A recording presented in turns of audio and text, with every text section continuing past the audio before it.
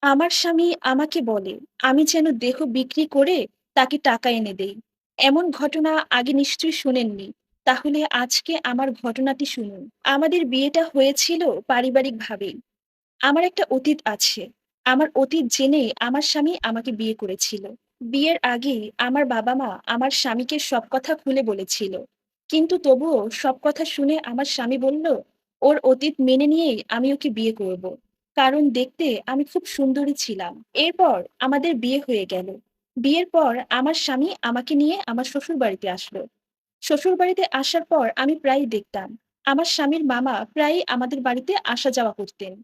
তার দিকে লক্ষ্য করলে আমি দেখতাম সে আমার দিকে কুদৃষ্টিতে তাকিয়ে থাকতো। কখনো কখনো সে আমার শরীরে স্পর্শ করত। সে আমার সাথে খুব হাসি ঠাট্টা করতে চাইতো। এমনকি সে কথায় কথায় আমার হাত ধরে ফেলতো, কিন্তু ওনার এই স্পর্শটা আমি কিছুতেই মেনে নিতে পারতাম না। এরপর আমার স্বামী আমাকে বোঝাতো, তুমি যদি ওনাকে মেনে না নাও, তুমি যদি ওনাকে তোমার কাছে টেনে না নাও, তাহলে তো আমাদেরকে না খেয়ে থাকতে হবে। এর থেকে ভালো তুমি ওনাকে তোমার কাছে টেনে নাও। উনাকে সঙ্গ দাও। কারণ উনি আমাদের পরিবারের সব খরচ বহন করে। তুমি যদি উনাকে বেশি, বেশি আদর করো, তাহলে উনি আমাদেরকে বেশি, বেশি টাকা দিবে। আর তা দিয়ে আমরা খুব ভালোভাবে সংসার করতে পারবো।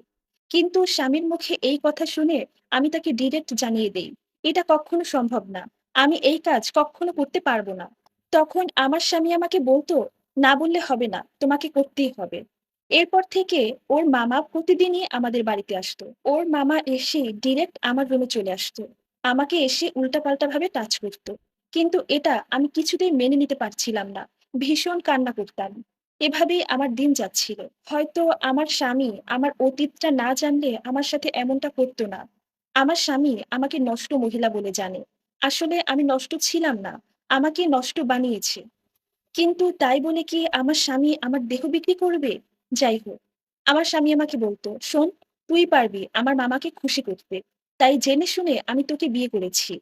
আর তুই যদি আমার মামাকে কাছে টেনে না নিস, তাহলে তোর সাথে ভালো হবে না।" আমি এখন কি করব বুঝতে পারছিলাম না। যাই হোক, আমার জীবনটা নষ্ট করে দিয়েছে আমার খালা।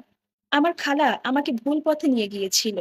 আমার বাবা-মা সেখান থেকে আমাকে ফিরিয়ে আনে এবং আমাকে বিয়ে দেয়। এখন আমার স্বামী এই যে কুপ্রস্তাব দিচ্ছে, এটাও তো আমি মেনে নিতে পারছি না। আমি যে আমার বাবা-মায়ের কাছে ফিরে যাব, সেখানে গিয়েই বা কি করব? আমার বাবা-মায়ের সমর্থ নাই যে আমাকে সারা জীবন বসিয়ে, বসিয়ে খাওয়াবে। এখন সবকিছু মেনে নিয়ে আমার এখানেই থাকতে হবে। কিছুই করার নেই। যাই হোক, আমার স্বামীর মামা প্রতিদিনই আমার কাছে আসে। একদিন আমি তাকে খুব বকাঝকা করলাম। অনেক খারাপ, খারাপ কথা বললাম। এরপর দেখলাম সে ১ সপ্তাহ ধরে আমার কাছে আসে না। আমার স্বামীর সাথে আমার বিয়ে হয়েছে ২ বছর। এই ২ বছরে বলতে গেলে তার মামা প্রতিদিনই আমার কাছে আসতো। কিন্তু গত ১ সপ্তাহ যাবৎ সে আমাদের বাড়িতে আসে না। আর এটা দেখে আমার স্বামী আমাকে বলল, "শোন, তুই এক্ষুনি মামাকে কল কর। মামাকে কল করে তুই এখানে আসতে বল এবং তার সাথে তুই শারীরিক সম্পর্ক কর। তুই যদি তাকে এভাবে অবহেলা করিস তাহলে তো আমাদের সংসারটা ভেঙে যাবে। আমরা খাবো কি? আমরা বাসা ভাড়া দেব কোথা থেকে? তুই মামাকে কল কর।" কিন্তু তার কথাতে আমি রাজি হই না। আমি বললাম, "আমি এই কাজ কক্ষনো করতে পারব না।" এরপর সে আমাকে অনেক আদর করল, অনেকভাবে বোঝানোর চেষ্টা করল। এক পর্যায়ে আমি রাজি হলাম। কিন্তু তাকে একটা শর্ত দিলাম। আমি বললাম, "ঠিক আছে, আমি আপনার মামাকে কল দিয়ে এখানে আনবো। কিন্তু তার আগে আমাকে কথা দিতে হবে যে আমি আমাদের বাড়িতে গিয়ে ঘুরে আসবো।" কিন্তু সে আমাকে কিছুতেই আমাদের বাড়িতে যেতে দিবে না। তাকে আমি অনেক রিকোয়েস্ট করি এবং অনেক বোঝানোর চেষ্টা করি। এরপর সে আমাকে বাড়ি যেতে দিতে রাজি হয়। কিন্তু তখন আমার সাথে আমার স্বামীও আমার বাবার বাড়িতে যায়। বাবার বাড়িতে এসে দেখি আমার বাবা-মা খুব অভাব অনটনে দিন পার করছিল। আমি চেয়েছিলাম আমার মাকে সব কথা খুলে বলতে। কিন্তু আমি যখনই মাকে এই কথাটা বলতে যাচ্ছিলাম, ঠিক তখনই আমার মা কথা ঘুরিয়ে অন্য কথা বলছেন। যাই হোক, এরপর আমি মনে, মনে ভাবলাম মাকে বলে কোনো লাভ নাই। আমার জীবন আমাকেই পরিচালনা করতে হবে। এরপর আমি একা, একা বাড়ির সামনের দোকানে গিয়ে নুডলস আনলাম। আর সাথে কিছু ঘুমের ঔষধ আনলাম।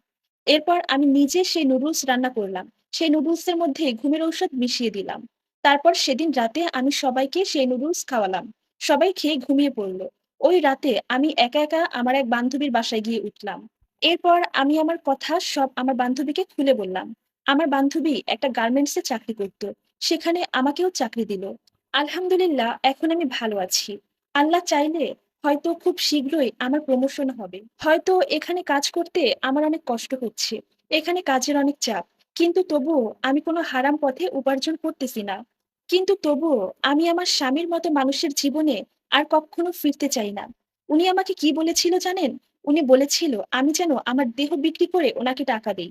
আর এই সম্পূর্ণ স্টোরিটা একটা আপুর জীবন থেকে নেয়া। শুনেন, অসৎ পথে অনেক টাকা থাকলেও জীবনে শান্তি থাকে না।